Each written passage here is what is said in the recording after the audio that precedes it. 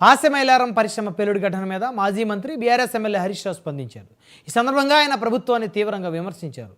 నేడు జరిగిన పాసెమైలారం పారిశ్రామిక వాడలో ఘోర ప్రమాదంలో గాయపడిన వారిని పరామర్శించేందుకు హరీష్ రావుతో పాటు జహీరాబాద్ ఎమ్మెల్యే మాణిక్రావు, సంగారెడ్డి చింతా ప్రభాకర్ రావు కలిసి పటాన్ చెరువులోని ధృవ ఆసుపత్రిని సందర్శించారు.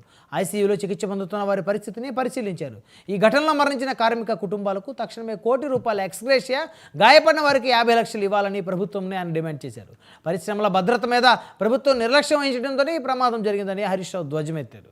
అంతా కూడా పడిపోయి నేలమట్టం అయిపోయినటువంటి పరిస్థితి. మరి ఇక్కడ పనిచేస్తున్నటువంటి వర్కర్స్ చెప్తున్న దాని ప్రకారంగా 110 మందికి పైగా పనిచేస్తున్నారని, మరో 30 మంది ఆఫీస్ స్టాఫ్ పనిచేస్తున్నారని, 140 మంది వరకు కంపెనీలో పనిచేస్తున్నట్టుగా ఇక్కడ కొంతమంది వర్కర్స్ పేలుడు సంభవించినప్పుడు బయటకు పరిగెత్తుకి వచ్చినటువంటి వాళ్ళు కానీ, ఆ పేలుడు సంభవించినప్పుడు డ్యూటీలో ఉన్న ఒకరిద్దరిని కలిసినప్పుడు వాళ్ళు చెప్తా ఉన్నారు.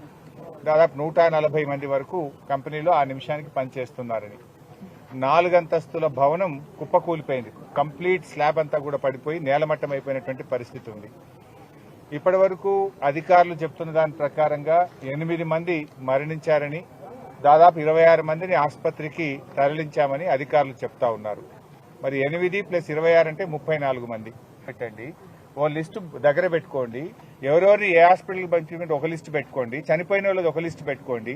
అసలు డ్యూటీలో ఎంతమంది ఉన్నారో, ఆ రోజు మార్నింగ్ షిఫ్ట్కి ఎంతమంది పంచ్ చేసినారో అటెండెన్స్ లిస్ట్ ఒకటి పెట్టుకోండి. అంటే డ్యూటీ ఎంతమంది పంచ్ చేసిండ్రు, అసలు డ్యూటీలో ఎంతమంది ఉన్నారంటే ఒక్కొక్కరు ఒక లెక్క చెప్తున్నారు. కలెక్టర్ది ఒక లెక్క ఉంది, ఎస్పీది ఒక లెక్క ఉంది, ఇంకొకరిది ఇంకో లెక్క ఉన్నది. డ్యూటీలో ఎంతమంది ఉన్నారు ఆ టైంకు 9 గంటల 18 నిమిషాలకు అంటే ఇప్పటి వరకు 5 గంటలైనా ఎంతమంది షిఫ్ట్లో పనిచేస్తున్నారో అధికారులు చెప్పడం లేదు. అసలు ఏ వివరాలు కూడా లేకుండా బాధ్యతారహిత్యంగా పనిచేసినట్టు కనబడతా ఉంది. మరి రాష్ట్రంలో కార్మిక శాఖ మంత్రి ఏం చేస్తున్నట్టు, మరి ప్రభుత్వం ఏం చేస్తున్నట్టు? కనీసం ఒక టోల్ నంబర్ ఇయ్యరా, ఒక టోల్ ఫ్రీ నంబర్ ఇచ్చి ఈ నంబర్కి ఫోన్ చేయండి అని చెప్పొచ్చు కదా. లేదు, కనీసం చాలా మంది కుటుంబ సభ్యులు ఇక్కడికి వచ్చారు, వాళ్ళు ఎవరిని కలవాలి? మరి ఇక్కడ పనిచేస్తున్నటువంటి వర్కర్స్ చెప్తున్న దాని ప్రకారంగా 110 మందికి పైగా పనిచేస్తున్నారని, మరో 30 మంది